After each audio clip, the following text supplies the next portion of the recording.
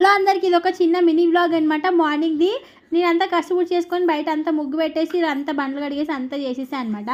ఇంక సామాన్లు అన్నీ నేనే కడిగేసాను. మా అమ్మ వచ్చేసి ఇక్కడ రైస్ అయితే పెట్టేసింది. మా హనీ కోసం క్యారియర్ ఇంకా పల్లీలు వేయించేసిందండి. ఇంకా దాంతోపాటు రాగి ముద్దకు కూడా కుక్కర్లో రైస్ పెట్టేసింది, మెత్తగా ఉడకాలి కాబట్టి.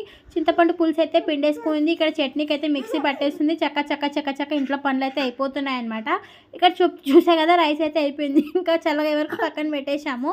ఇది పక్కన పెట్టిన తర్వాత ఇక్కడ వచ్చేసి రైస్ ఇంకా తిరువాత అయితే వేసేసుకున్నామండి. దాంతోపాటు మా అమ్మ పులిహోర కోసం తిరువాత అయితే వేసిందనమాట. ఇక్కడ రాగి ముద్ద కోసం అంతా రెడీ చేసేసుకోవాలి. ఫస్ట్ అయితే అన్నం అయితే మెత్త అయితే ఉడికిపోయింది. ఒక పక్క పులిహోర అయితే రెడీ అవుతుంది.